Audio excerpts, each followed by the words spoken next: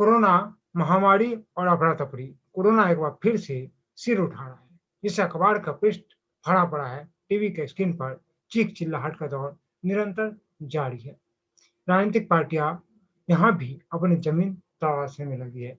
प्रायोजित तरीके से टीआरपी का खेल चल रहा है और लोगों को लाशें दिखाए जा रहे हैं। लोगों को डराया जा रहा है। विपक्ष आम जनता की सहायता करने के बजाय सरकारी कामों में बाधा डाल रही है। नेताओं की गुंडागर्दी भी अब आमने-सामने आने लगी है, जहां अस्पतालों में जाकर डॉक्टरों और नर्सों को धमकाया जा रहा है, उनके साथ गाली-गलौज किया जा रहा है।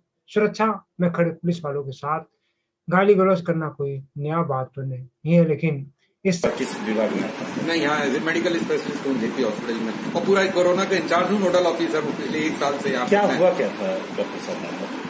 12:30 बजे के आसपास एक पेशेंट बहुत सीरियस अवस्था में आया था। उसका ऑक्सीजन सैचुरेशन 30% था। 8 दिन से बुखार, खांसी और सांस लेने तकलीफ थी और प्राइवेट में डॉक्टर हक का इलाज करा रहा था। यहाँ जैसे ही पेशेंट आया मैंने उसको एक्सप्लेन कर दिया साथ वालों को, देखो हालत बहुत खराब है, कुछ नहीं हो सकता।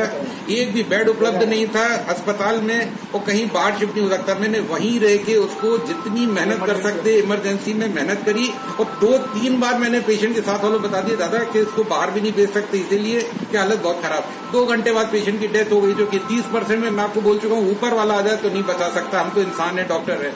अब वो जैसे ही खत्म हुआ मैं वहीं था। खत्म होने के बाद पता नहीं कहां से कुछ बाहरी लोग आ गए, 20 लोगों के सामने मेरे साथ इतना बुरा दुर्व्यवहार किया है कि मैं इतना मानसिक रूप से व्यथित हूं। मैं रो रहा हूं, मुझे नौकरी नहीं करना, मैं नहीं करना हूं। इतनी गाली खाने के लिए मैं पैदा दे दिया, मैंने इस्तीफा दे दिया। मैंने मुझे नौकरी नहीं करना कर दिया, दे दिया इस्तीफा मैंने। मैं इस कदर की गालियां बर्दाश्त नहीं कर सकता। मेरी गलती, मुझे 50 जूते मान लो गाली दे दो, मुझे मंजूर है।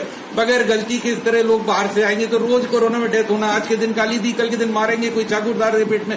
मुझे नहीं करना दादा ऐसी नौकरी। मैंने रिजाइन कर दिया है आज से और कल से मैं घर बैठूंगा। दादा मैं नहीं करना, मेरे बस का नहीं है इतना।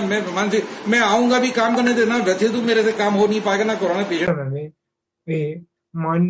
मानवीय मूल्यों के बिल्कुल खिलाफ है। नमस्कार, मैं हूं रमन कुमार, आप देख रहे हो वतन की आवाज। कुल मिलाकर यहाँ का डर का माहौल बनाया जा रहा है। शमशानों में सब ऐसे दिखाए जा रहे जैसे कि आज से पहले लोग मरते ही नहीं थे या मनुष्य की मृत्यु पहली बार हुआ हो। भारत में रोज 70,000 बच्चे पैदा हो रहे हैं। जाहिर है कि मरने वाले भी उससे 2% कम होंगे। अगर हम 70,000 में से 2% कम करें तो 68,600 होते हैं। लगभग इतने मृत्यु हर रोज आमतौर पर होते हैं। इसमें सिर्फ 1% की वृद्धि कह सकते हैं या नहीं भी कह सकते, जबकि पूरी दुनिया में आज महामारी फैला हुआ है। चलिए कुछ ऐसे समझते हैं। कोरोना को इस तरह से पैंडेमिक बना रहे हैं, लोगों को डरा रहे हैं कि जैसे ये पहली बार ऐसी महामारी आया है और सब कुछ समाप्त हो जाए। मैं आपको बताता हूँ कि आज देश के ज्यादातर मोहल्ला क्लिनिक बंद है। जहाँ पर लंबी-लंबी लाइनें लगा करती थी, उस चैरिटेबल में, ट्रस्ट में, निश्चित तौर पर वे सभी बीमार होते थे, इसलिए लाइन में लगते थे, लगे रहते थे। कुछ तो ऐसे भी लोग होते हैं, जो दवाई खाकर बीमार पड़ जाते हैं, लेकिन फ्री की है तो और संस्था या सरकार दे रही है, तो खाएँगे ज़रूर, क्योंकि यही तो उनका मौलिक अधिकार है। चिकित्सा का अधिकार है, स्वास्थ्य का अधिकार है। अब वो लंबी-लंबी लाइन नदारद है। अब आप सोच रहे हो वो लाइन गई कहाँ? पिछले साल कोरोना की लहर अपने चरम सीमा पर था। अस्पताल से जितने भी बॉडी निकले, सभी कोरोना से संक्रमित था, ऐसा बताया जाता था। इस बीच में एक घटना जो मेरे सामने आया हैरान। एक टैक्सी ड्राइवर अपने गाड़ी को सड़क के किनारे लगाकर ठीक करने के लिए गाड़ी के नीचे घुसा हो नीचे इतने में एक दूसरा कार आया और जोरदार टक्कर मार दिया। अंदर घुसे ड्राइवर का दर्दनाक मौत हो गया। Dead body Ram Manohar Lohia hospital पहुंचा पोस्टमार्टम के लिए। पता चला कि मृतक कोरोना पॉजिटिव था। लेकिन यहाँ एक बात ध्यान रखने वाली है, उसका मौत कोरोना से नहीं बल्कि एक्सीडेंट से हुआ था। अब अस्पताल वाले उस मौत को कोरोना पॉजिटिव में और कोरोना से मृत्यु में डाल दिया, लेकिन घर वाले की मुस्तैदी के काम आई और साथ ही उस गाड़ी वाले का जिसने टक्कर मारी थी, फिर उसका एक्सीडेंट केस बनाया गया। तो इस तरह से समझा जा सकता है कि जैसे बहुत सारे हार्ट के पेशेंट हैं, ब्लड प्रेशर के पेशेंट हैं, शुगर के पेशेंट हैं, तो नित्य ही ये चीज़ें आते रहते हैं, उनकी जाँच रूटीन चलते रहते हैं, लेकिन आजकल सब कुछ बंद है, सब कुछ बंद है। और अगर किसी प्रकार से वो नेगेटिव या पॉजिटिव पाया जाता है, उनकी मृत्यु हो जाती है, लोग ये सोचते हैं कि उनका मृत्यु जो है सिर्फ़ कोरोना से हुई है, ऐसा नहीं है, कारण कुछ और भी है, बस कोरोना तो एक बहाना है। यहाँ समझना ये है कि कोरोना पॉजिटिव होने का कतई ये मतलब नहीं है कि सारी मौत कोरोना से ही हो रही है, इसलिए घबराइए नहीं, भागिए नहीं, अफ़वाहों से दूर रहिए। सोशल मीडिया और मीडिया में लगातार ऑक्सीजन और अस्पताल की मांग इस बात पर निर्भर है कि बाजार में अफवाहें कितनी हैं। भारत भीड़ों का देश है, इसे ऐसे समझ सकते हैं। मशहूर उपन्यासकार विलियम शेक्सपियर के हवाले से अक्सर कहा जाता है कि नाम में क्या रखा, लेकिन जब कोरोना संकट के इस समय में देश भर के कई अस्पतालों और संस्थाओं में प्राण वायु ऑक्सीजन की किल्लत की खबर है, तब से शेयर बाजार में ऑक्सीजन नाम वाली कंपनियों उनके शेयर में निवेश खरीदने के लिए निवेशक अचानक टूट पड़े हैं। वजह इतनी है कि नाम में सिर्फ ऑक्सीजन लिखा हुआ है और निवेशक को लग रहा है कि आने वाले समय में खूब कमाई होने वाली है, क्योंकि ऑक्सीजन की जरूरत बहुत ज्यादा होने वाली है और बहुत सेल होने वाली है। निवेशक यह तक नहीं पूछ रहे कि कंपनी का कारोबार क्या है, कंपनी का ऑक्सीजन से कुछ लेना देना भी है या नहीं। सच भी यही है कि जिन कंपनियों के शेयर पर निवेशक टूट पड़े हैं, उनका ऑक्सीजन से कोई लेना देना ही नहीं है।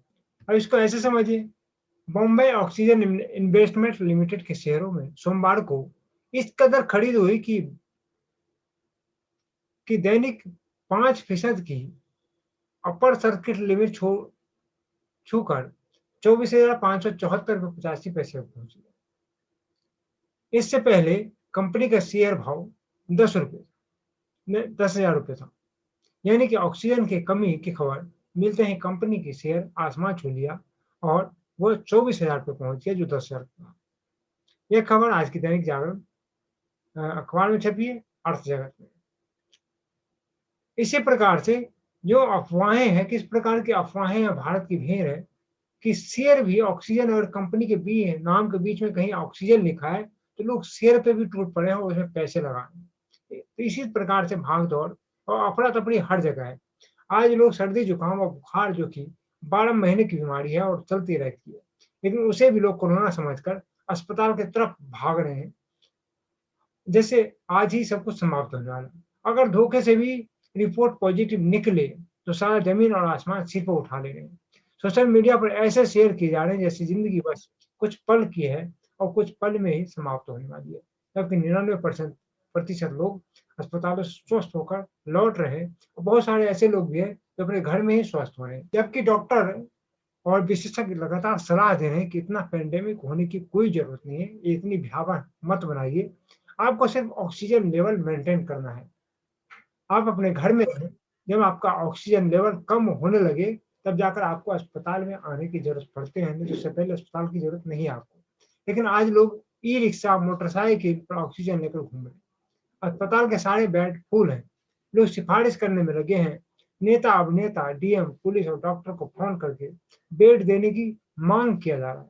अगर इन सबको भी से भी काम न बने, तो सोशल मीडिया जिंदाबाद है, उस पे डालेंगे सोशल मीडिया पे और खुद तो भ्रमित है ही और लोगों को भी भ्रमित करेंगे।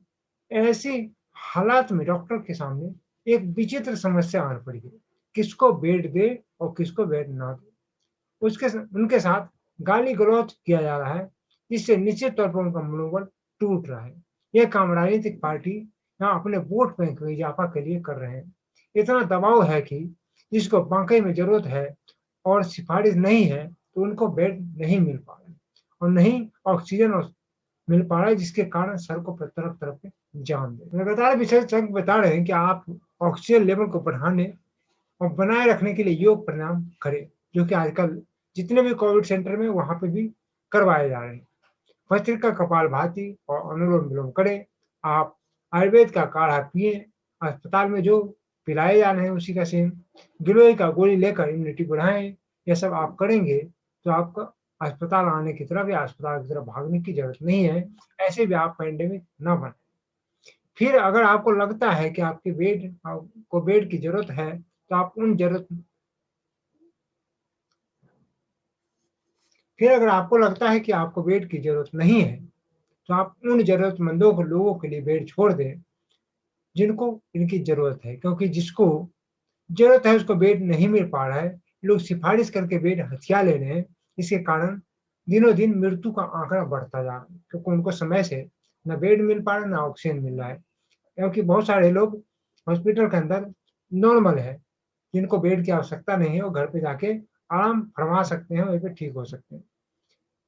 दूसरी बात करें, आप सरकार को कोसते रहें, जितना मर्ज़ी कोसें, सरकार कोई भी हो, 135 करोड़ लोगों के लिए बेड तो नहीं बना सकती। क्या आप अपने घर में, अपने परिवार और बच्चों के लिए इतनी व्यवस्था बनाए हुआ है कि अगर 4 बच्चों का पेट खराब हो जाए, तो एक साथ लैट्रिन में जा सके? तो अगर आप ऐसा नहीं कर सकते 4 बच्चों के लिए, सरकार 135 करोड़ के लिए कैसे कर ले? सरकार भी आपकी तरह ही है।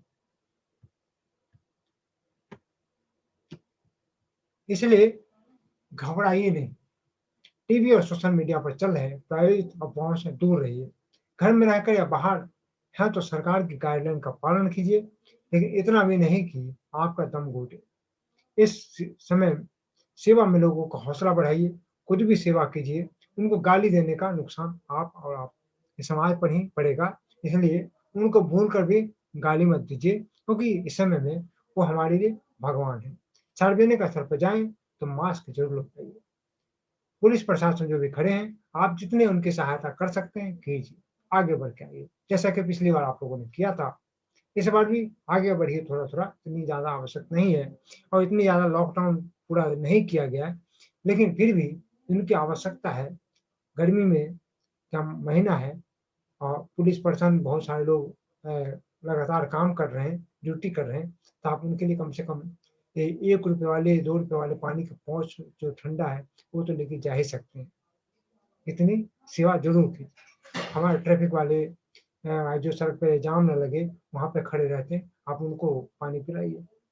तो जिस सेवा कर सकते हैं, सेवा कीजिए, बजाए इसके कि आप लोग गाली देते हैं। और किसी भी प्रकार से अफ़वाहें ना